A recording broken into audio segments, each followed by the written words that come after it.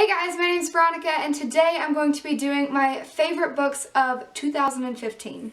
This year I had a really good reading year, and when I made this list I decided to put it in order of like least favorite to most favorite, and that was very hard for me. And though it is in order right now, it could change by the time I finish this video because so many of these books were just extremely good. I have 12 books here. 8 of them I gave 5 stars and the rest I gave 4.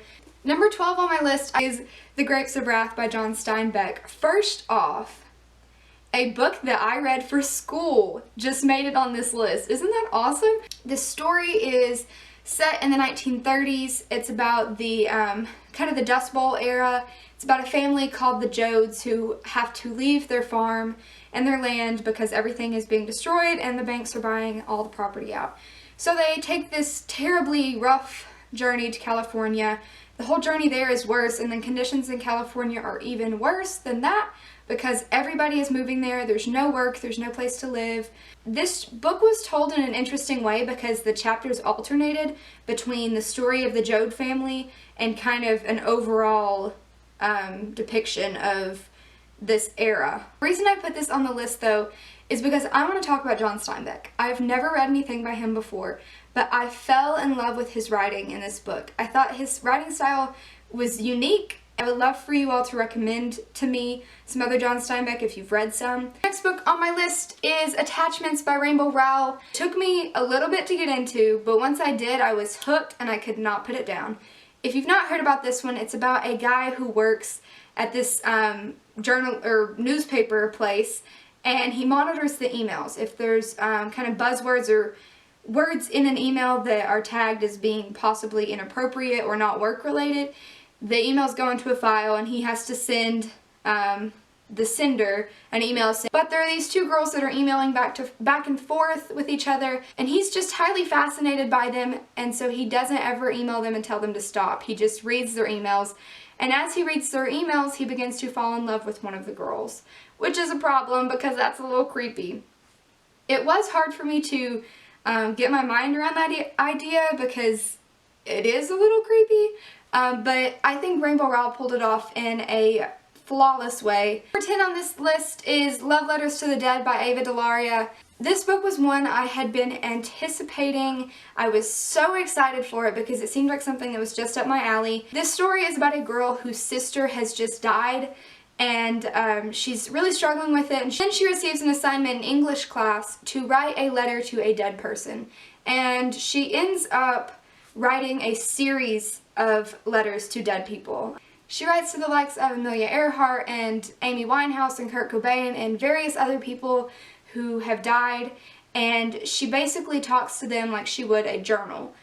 She tells these people everything that's going on in her life, and sometimes I found her character to be a little immature.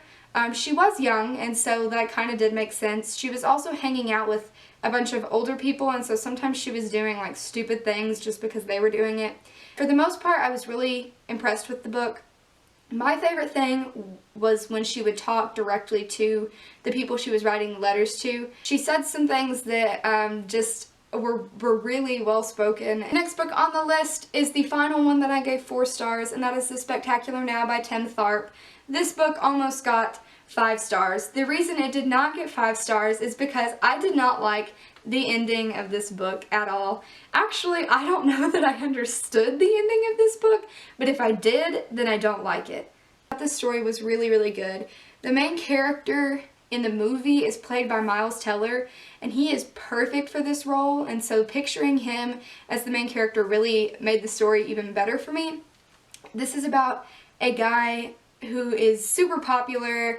Everybody likes him. He's kind of the class clown, doesn't really care about school. He's just there, you know, life of the party kind of dude. And he meets this girl named Amy who is not. She's very us. She's very nerdy and fangirly and you know, stuff like that. And he decides to take her on as a sort of project. He's going to help her become more sociable and to live a more fun life.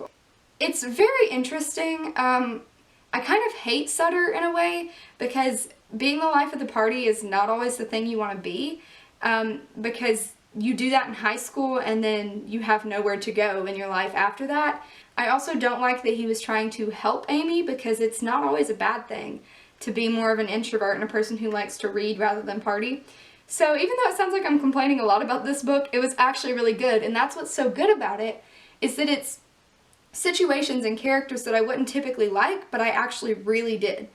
The next book on my list is a repeat author for this list, and that is Landline by Rainbow Rowell. This is her second adult book. This book is really hard to explain, so I am not going to try, because I can't, and you will not understand what it's about until you read it. Read it at Christmas time. I read it at Christmas time, and that made it a lot better for me.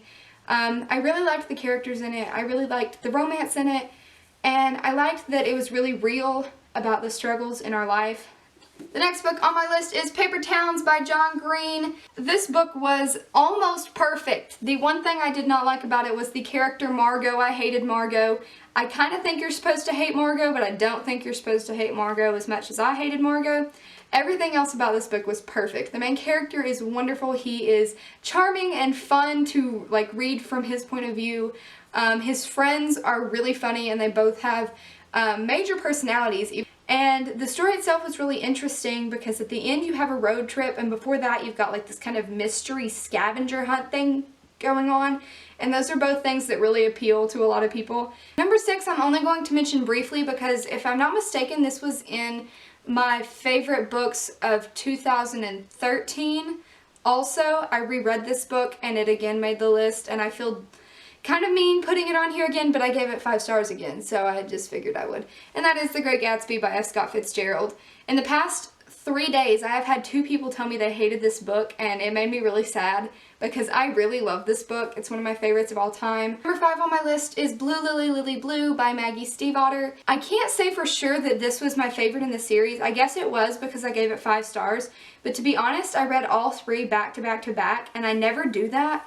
And now I remember that one of the reasons why is because I don't remember what happened in which one. I never remember.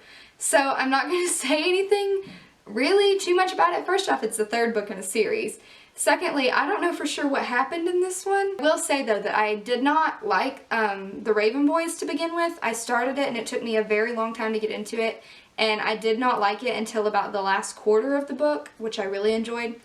And it's what made me continue the series, and then I loved the Dream Thieves and loved Blue Lily Lily Blue. I love all the characters. I think they all have really unique personalities that I'm fascinated by, and I want to get to know all of them better. The relationships between all of the characters are really nice, whether it be a romantic relationship or a friendship. They're all written very well. And number 4 is a book that you might think that I read in school, but I actually did not, and that is To Kill a Mockingbird by Harper Lee. Everybody at my school in the regular English class read this book last year, and I was like, oh whatever, I'm reading The Great Gatsby, who cares? And then they talked about Go Set a Watchman coming out, and I was like, oh, that'd be kind of cool, maybe I should read this. So I picked it up over the summer, and I read it, and I loved it so much. All these people at school hated it, and I really enjoyed it. I thought the story was very poignant. It talks about a lot of issues that even to this day are still controversial. I can't imagine what it was like when this book came out.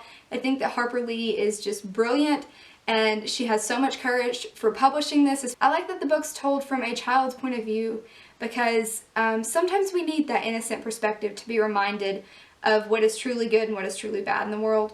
Supposedly, in the 2nd book, Scout is mature now, and she realizes that things were not as they seemed, and that makes me angry because things were good in this book. Have read it. Let me know what you thought about it because I still don't know if I want to read it or not. And the 2nd is I'm the Messenger by Marcus Zusak. I've read The Book Thief before, and I actually liked this book even better than The Book Thief. This is about a guy who gets caught up in this robbery on accident and stops it from happening, and then he starts receiving these cards in the mail. And on the cards are these kind of vague messages with assignments for him to complete. And so he has to go to these different places, and when he's there he has to somehow figure out what it is he's supposed to be doing for the people. Sometimes he's helping them, sometimes he's hurting them, but overall he's doing it for the greater good. And it's a really, really unique story. I've never heard of anything like it before. I read it quite slowly, but that was okay with me. It wasn't a fast-paced book, but it was just really intriguing and it kept you interested all the time because you developed a relationship with the main character, but you also wanted to see what he was going to do next, what he was going to do for certain other characters. And finally, here we are, number 1 on the list, drumroll please. Since You've Been Gone by Morgan Matson. This book was so good. It was so much fun. I read it over the summer. It's about a girl named Emily whose best friend Sloane has disappeared and left her a list of 13 things to do. But all of these things are things that are way outside of Emily's comfort zone, and Sloane knows it. And so Emily kind of gets this band of friends together, and they start going through and completing these activities one by one, and it starts to bring Emily out of her shell. There's some amazing character development in this story. There's also a little bit of romance that was so good. Oh my gosh, the romance in this was very good. And also it was not insta-love, which made me very happy. It's set up in a really cool way because each chapter is about a different task. It centers around one of the things she's trying to accomplish. I hope you understood my reasoning for loving these books, and I hope that maybe I have inspired or encouraged you to read one of them. If you have any more questions about them, don't be afraid to ask me in the comments. If you've read them and agree with me or don't agree with me, talk to me in the comments. Also, let me know what your favorite books of the year were because I really like to know. Maybe I will read them in 2016 because I need some books to read this year. That's all I have for this video. I hope you enjoyed it. Thanks for watching. I will see you next time. I love you.